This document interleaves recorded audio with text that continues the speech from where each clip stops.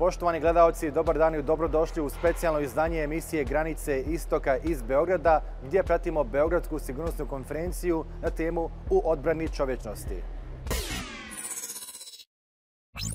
Na ovogodišnjoj konferenciji se govori o raznim temama, od toga kako će rezultati američkih izbora utjecati na transatlantske veze, na evropsku sigurnosnu arhitekturu i na naoružavanje Ukrajine u borbi protiv Rusije, do toga kako se zemlje Zapadnog Balkana mogu boriti protiv stranih malignih utjecaja. Ali prije svega razgovaramo sa Igorom Bandovićem, direktorom Beogradske sigurnosne konferencije, o tome kako se ovogodišnja konferencija razlikuje od prethodnih. Gospodine Bandoviću, dobar dan i dobrodošli u program Al Jazeera Balkan. Za početak, BSC je izrastao u jednu značajnu platformu za dijalog o sigurnosti i geopolitici na Balkanu. Koju ulogu vidite kao primarnu za konferenciju u suočavanju sa izazovima poput dezinformacija, borbe protiv stranih malignih utjecaja, organiziranog kriminala i autoritarnih tendencija u ovom dijelu svijeta? Hvala vam. I vi ste kod nas gosti praktično danas. Pa mislim da je Beogradska bezbjednosna konferencija postala značajno mesto, u stvari prvo na mapi bezbjednosnih konferencija u Evropi. I mislim da je to naročito u prethodnih 3 godine. Zašto? Zato što mi pokušavamo zaista da u okviru konferencije pokrijemo sva važna, globalna, evropska, regionalna pitanja koja se u ovo vreme pojavljuju kao neka vrsta trendova, da ne kažem izazova, rizika i pretnji po, s jedne strane, regionalnu bezbednost Balkana, s druge strane, evropsku bezbednost i s treće strane, globalnu bezbednost. I na taj način pokušamo i da pokrijemo teme, panel diskusije koje organizujemo u okviru nje. Ove godine konferencija je stavila akcenat na prijetnje ljudskoj sigurnosti, ta human security segment, kako to kažu na engleskom, povezujući teme kao što su ljudska prava, cyber sigurnost i utjecaj organizovanog kriminala. Zašto je važno pristupiti ovoj tematici sa jednog humanocentričnog aspekta, odnosno ugla? Pa mi mislimo da u stvari u uslovima kakve imamo danas u svetu, a pomenut ću samo 2 konflikta koja su praktično dešavaju se dok pričamo. Jedan je rat u Ukrajini, drugi je sukob na Bliskom istoku.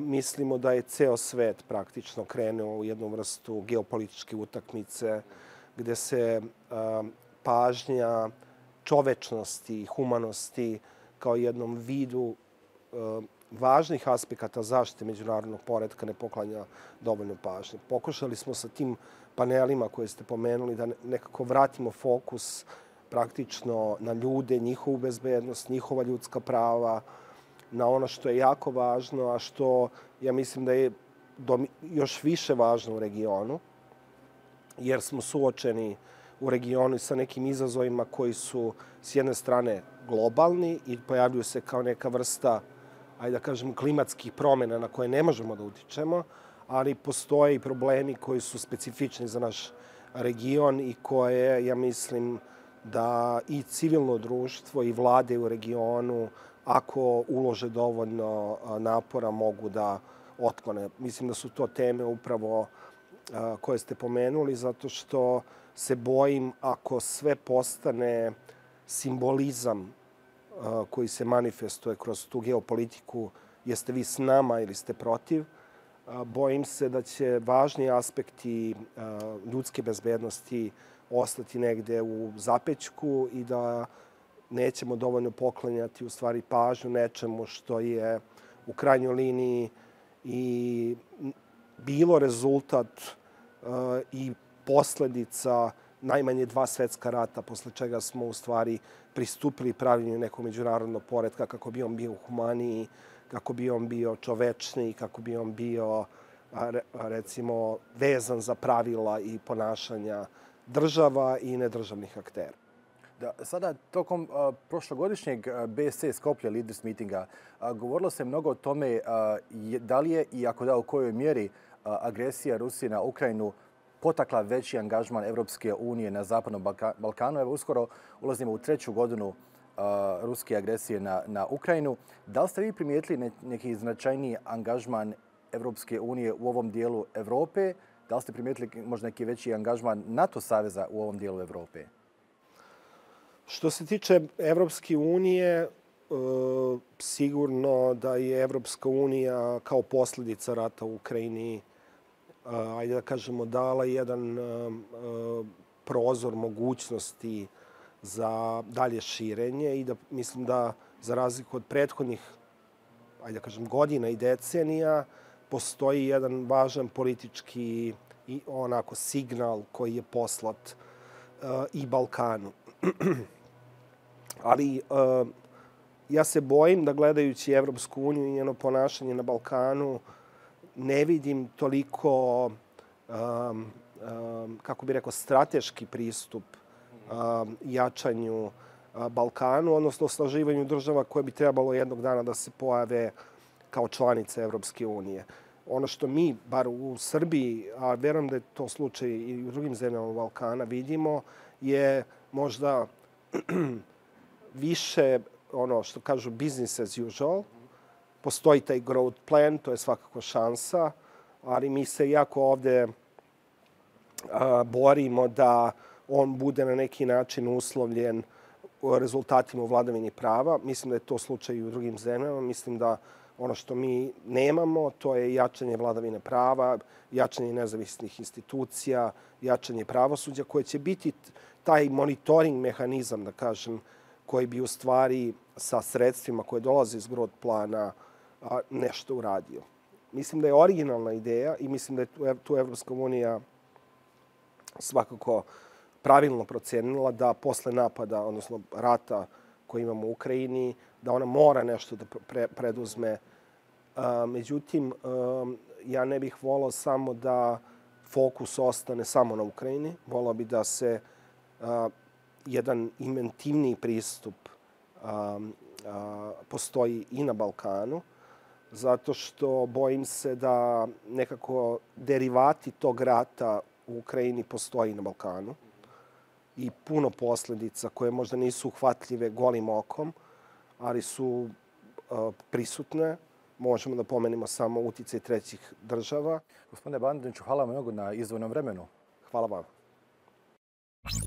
A o tome koji su najveći izazovi za evropsku sigurnosnu arhitekturu i kako Evropa može jačati svoje odbrambene kapacitete, pojašnjava nam ambasador Thomas Gremingerom, direktor Ženevskog centra za sigurnosnu politiku. So, Mr. Thomas, hello and welcome to the Al Jazeera Balkans channel, and thank you so much for taking the time to speak to us. Now, allow me to begin by asking you, given all these recent changes in geopolitics and security, where do you see European security heading in the next decade, and what roles do you think NATO should play? What roles do you see as the European Union as playing in this region? Well, let me start by underlining that an important factor shaping the future of the European security order will obviously be the way the war ends, if at all. But I would add it is fair to assume that European security for the foreseeable future will be dominated by confrontation and by deterrence. Now, the institution that stands for the deterrent force is obviously NATO. Now, given the unpredictability of American support to NATO and Europe in general, I think Europe would be well advised to invest more in defense, to invest more in building up a European pillar of NATO, strengthening EU-NATO cooperation, and generally to move towards more European strategic autonomy. Now, this said, when I insist, on a European security order dominated by deterrence, I would still hope that we will be able to reintroduce some elements of cooperative security to this system of deterrence to stabilize the system. Now, you mentioned about European countries ramping up their defense spending. Do you think this increase is sustainable in the long run? Well, it is clear why they do so. It's the perceived threat by Russia that has led to this massive increase in defense spending by practically all European states. Now, is it sustainable? Well, I would argue it comes certainly at very high opportunity costs. It is crowding out, and we see it everywhere, including in my country, in Switzerland. It is crowding out spending on research, on education, health, social welfare, but it is also crowding out spending on other security tools, soft security tools, diplomacy, international cooperation, conflict resolution. All these tools are being now crowded out by this massive increase in defense spending, and I find that problematic. Mm-hmm. Now, you know, transatlantic relations have had their ups and downs lately. How can Europe and the U.S. strengthen their security partnership, you know, while at the same time managing their differences in their strategic interests? Well, let me perhaps start by underscoring that the transatlantic alliance worked extremely well, was very powerful in responding to the Russian invasion of Ukraine. But you're absolutely right now also, given a second Trump administration, it is fair to assume that there will be some strain on transatlantic relations. And again, I would hope that Europe is ready to invest more in defense, but not only in terms of spending more. I think it is also important that defense cooperation is massively increased in terms of, you know, building up a much stronger defense sector, an industrial base, but then also start much more systematically work together when it comes to creating main weapon systems. You know, currently I think there are 12 different European tanks being developed and constructed. I think that doesn't go in the future. I think Europe would have to focus on a very few systems would have to cooperate when it comes to main weapon systems, when it comes to a common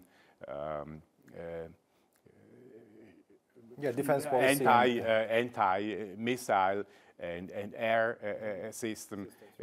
I think here Europe is well advised to strengthen its cooperation among European actors. And finally, you know, with the rise of new technologies like, you know, artificial intelligence and cyber capabilities, how do you think these advancements are impacting European security strategies, and how should European policymakers adapt to these new changes?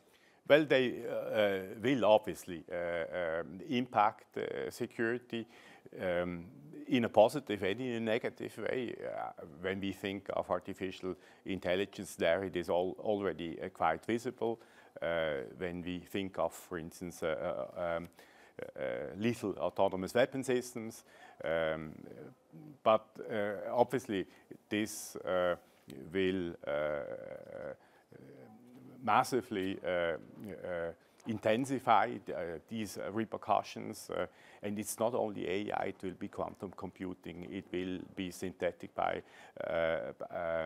biology, it will be neuroscience, human augmentation. So we will see a lot of emerging technologies that will have an impact on both the conduct of war, but also on possibilities to manage and perhaps also to resolve conflict. And I think states will have to have a close look at both risks and benefits. What I'm currently seeing is a lack of bandwidth by states to deal with these emerging technologies. What I also see is obviously that this geopolitical competition undermines efforts to regulate and to mitigate the negative effects of these technologies. But clearly this is an enormous challenge in the medium to short, long term. Right, Mr. Gremingerom, it was such a pleasure speaking to you. Thank you so much once again for your time. Thank you so much for your interest. Naš naredni gost je Adrian Shtunijem, konsultant sa sjedištem u Washingtonu. Sa njim razgovaramo o tome šta se može očekivati od nove administracije Donalda Trumpa u odnosu prema zemljama Zapadnog Balkana. Adrian Shtunijem, hello and welcome to the Al Jazeera Balkans channel. Thank you so much for taking time to speak to us. Now, I want to start by asking you, how do you assess the current state of the Belgrade-Pristina dialogue? I mean, do you see any realistic prospects for a sustainable agreement? And if so, what factors are likely to be decisive in moving this process forward? Well, I think the process has been going on since 2011. There's been a lot of effort. The problem is that it's not resulted in anything tangible. There's been a lot of agreements that have not been implemented. And there is a lack of, let's say, desire from the parties to implement these agreements. So for as long as there's not going to be a clear understanding of the benefits that come with the implementation of those agreements, I'm concerned that there is not going to be any tangible results on the ground because you cannot force normalization. In itself, it's an oxymoron. Yeah. If you want to normalize, there has to be a need that you see in normalizing relations on both sides. On both sides, and I think that is what we're lacking right now. Unfortunately, I don't see a lot of positive movement in that direction by the current leadership in both countries, in Serbia and in Kosovo.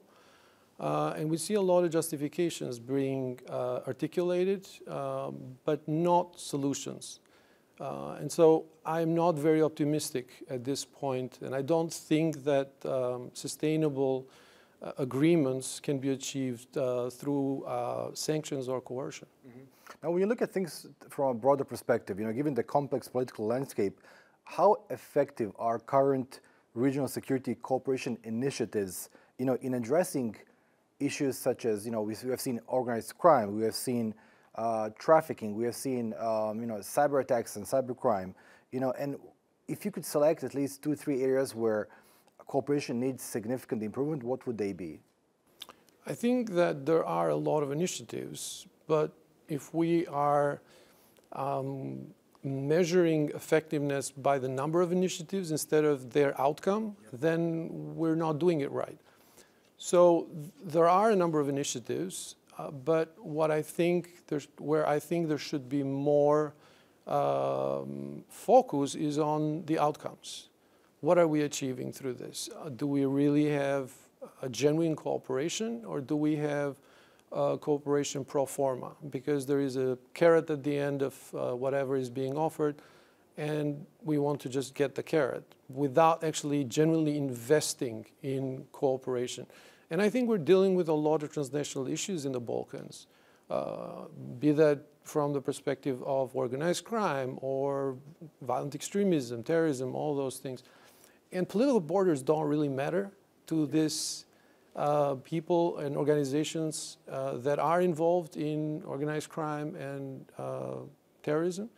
So without genuine cooperation, without sharing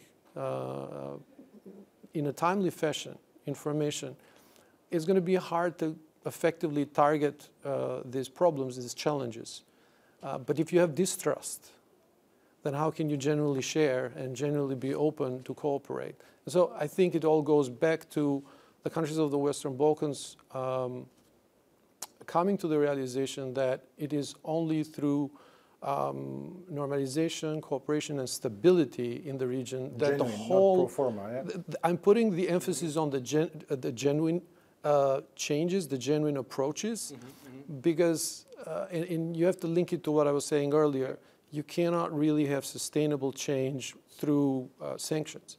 You have to bring the parties on board, and the parties, frankly speaking, have to come on board and understand the benefits of actual cooperation, the benefits of rowing in the same direction.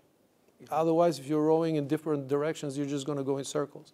Now, we've seen Donald Trump win U.S. elections recently.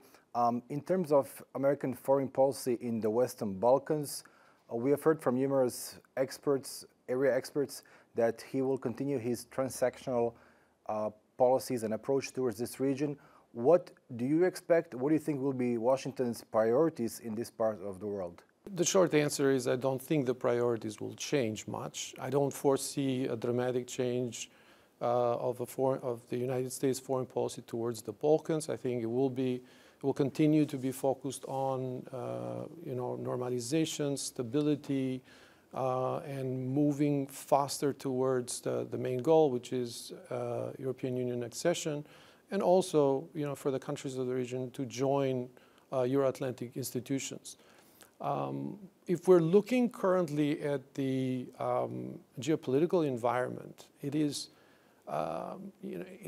rife with all sorts of security challenges elsewhere.